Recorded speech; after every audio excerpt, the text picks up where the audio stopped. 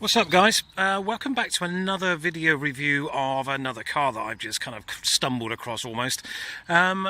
Following on from the Alfa Romeo GT which I bought, which basically I did love it. I was going to keep it. I was really happy with it, but then I took it up to my mate who kind of checks out anything I bought, and we had a good look around it. And although it wasn't a dog, don't get me wrong, it wasn't completely screwed or anything like that, and the cam belt had been done as per my last video, it just had too many little problems. The rear parking sensors didn't work, the thermostat wasn't working right, there was knocking underneath, which meant the anti-roll bar bushes were gone, and the wishbones possibly.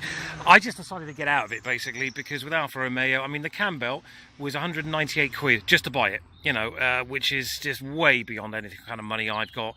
And I just thought, right, okay, let's get out of that. What I actually ended up doing was swapping it for a BMW 318 Ci convertible, which I'll do a review on anyway, but it's basically just to get that in and then get it. It needs a little bit of work, there's a little rust on the wings, but we'll do a review on that anyway, you can check it out.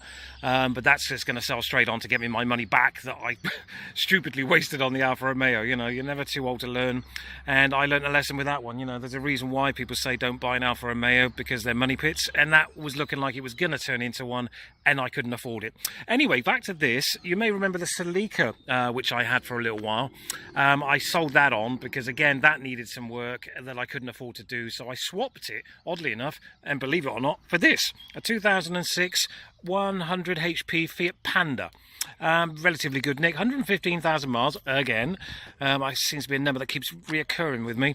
Great little car. I know I said it about the Alfa, but I really like this. There's nothing really wrong with it. It's not been loved, just like the Alfa. You can see there's some marks on the bonnet there. There's a couple of little kind of dinks in the doors, car park dings, I think you'd probably call them. Nice red calipers back and front. I think that kind of sets it off as well, because it's kind of a gunmetal grey, so that kind of looks cool. You get the practicality of a 5-door, although saying that, the boot, well, is there a boot? Sometimes this, yeah, there we go, it opens. Not much of a boot, but the previous owner did put this sub in there, which, yeah, sounds alright actually, to be fair. The only thing I really did was these back seats here were really rusty. I don't know what causes that. You can see just down there what I was talking about, but it was all over the back of these, so I black Amorited it and it brought it back. There was no parcel shelf. The only parcel shelf I could find was a grey one from a scrapyard, which I then sprayed black. And I think it looks all right, to be fair. What else can I tell you about this? They stuck on, quite common apparently, to stick these R bath stickers on there. Yeah, it ain't an R bath, trust me. It's quick enough, don't get me wrong. I mean, it's 100 horsepower and a tiny little car. So it's well quick enough. There's your Panda 100hp there. Little rear diffuser as well, I'm going to probably get a little exhaust back box for that, or just a mid-box delete or something like that, because apparently that sounds kind of cool. As I said, practical, because you get the 4 doors. Funky little wheels, nothing really wrong with them, and as you can see, if you were really fussy, you could get them refurbished. I'm bloody not doing it, that's for sure.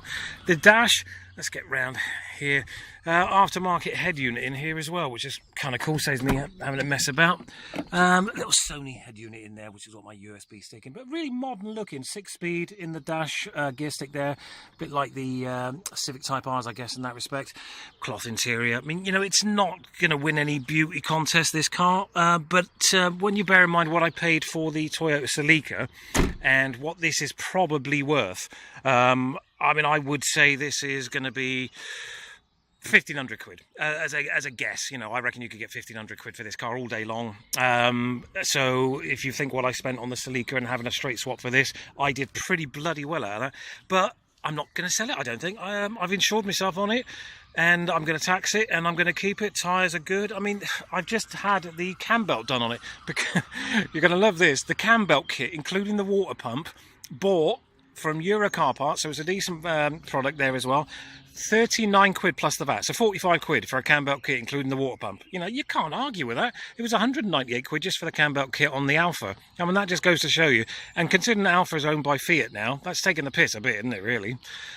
So basically, I had a guy that does a few of my bits and bobs. He came around yesterday and he did an oil change and filter on the Beamer, which, as I said, we'll do a review on that.